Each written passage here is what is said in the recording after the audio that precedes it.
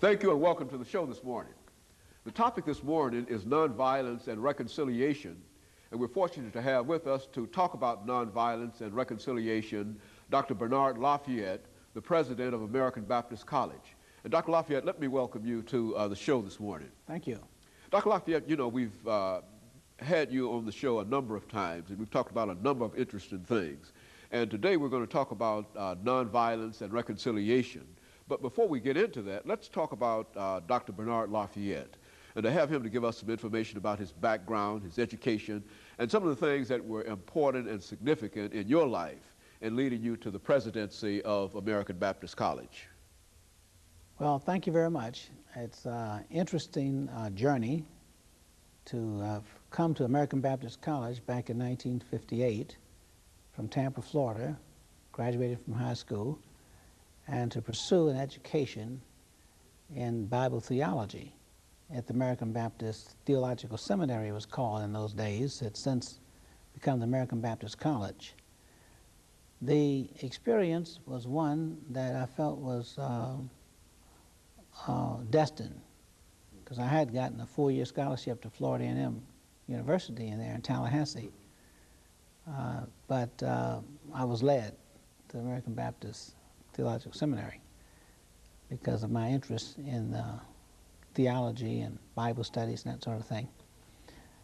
It was fortuitous that I was here at a time when we had the sit-in movement, and it was ready-made for me because I had long wanted to be involved in helping to bring about those kind of social changes. I never did agree with segregation as a child, and it was something that I disdained, and the cruelty, the punishment, and unnecessary injustices suffered by people of color. I felt that whenever I had an opportunity to do something about it as an adult, that I would take advantage of that. And surely, at the age of 20, I got involved in the sit-ins right here in Nashville. This catapulted me into these freedom rides of '61 and summer work and a stint with the Student Nonviolent Coordinating Committee. I was one of the founders. We founded it back in 1960 in Raleigh, North Carolina, Shaw University, where a number of us, Diane Nash, Marion Barry, Jim Bevel, John Lewis, all of us were involved from Nashville and participated. James Lawson was our mentor because he taught us about nonviolence. He had studied in India with Gandhi's followers. So we really got a in-depth knowledge of nonviolence as a philosophy. I later went on to work with Martin Luther King and helped to lay the groundwork for the Selma movement and Chicago movement and the spring mobilization against the war in Vietnam. And ultimately, I was appointed by Martin Luther King as the national coordinator for the Poor People's Campaign, which was his last campaign, and a staff position with his organization was the national program administrator. So my job was to supervise all of the directors of various programs.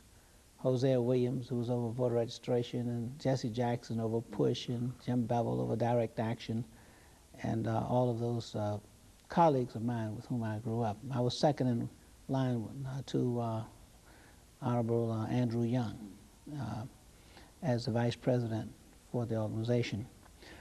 I stayed with Martin Luther King until his death in Memphis, Tennessee, in the course of developing the Poor People's Campaign. I was with him the morning before his assassination.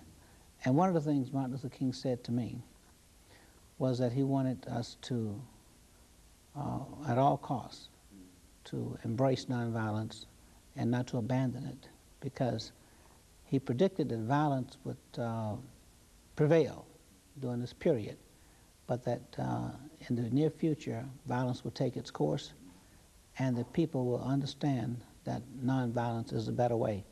And sure enough, his prophecy, once again, has come true.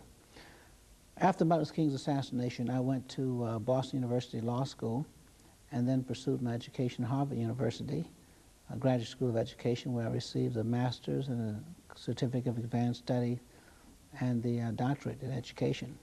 And my focus was the pedagogy for nonviolence, because of what Martin Luther King said. He wanted us to do serious study, and so I could do no less than to try to get the best possible education in nonviolence.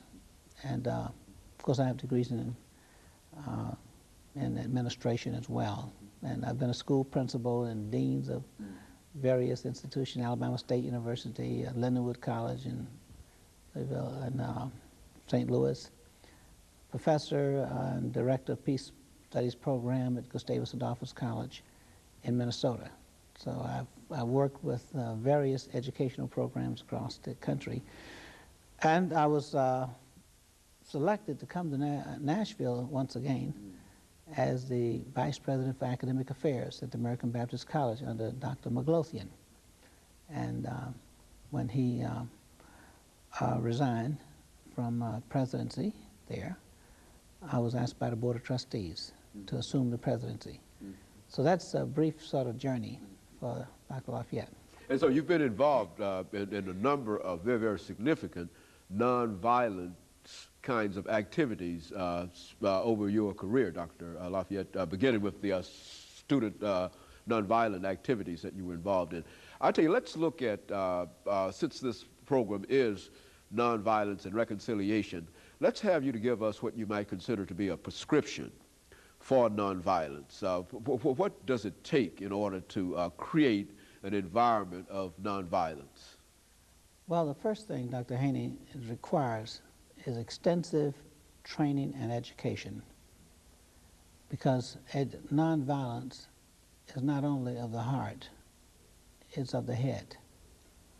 And when people begin to understand the basic principles of nonviolence and the various steps, there are 6 principles and 6 steps that Martin Luther King laid out, and we call it Kingian nonviolence.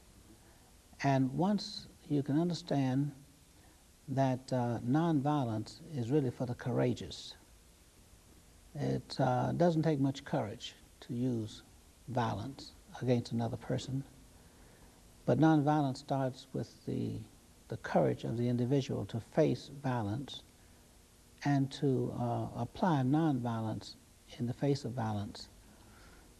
The first step then, principle, deals with the issue of having the courage to stand up in the face of situations that are very dangerous, realizing that you're armed with some superior force of nonviolence. When we talk about nonviolence and versus violence, we do not think of nonviolence as being the antithesis of violence. It is not the opposite. Some people say, well, choose between violence and nonviolence. Well, see, we consider violence not a method to solve problems. Violence is what people use when they can't find a method.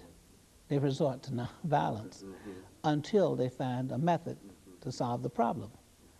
Violence is an illness. Nonviolence is the antidote. Nonviolence can cure violence, but violence cannot lead to nonviolence. Violence can only lead to more violence.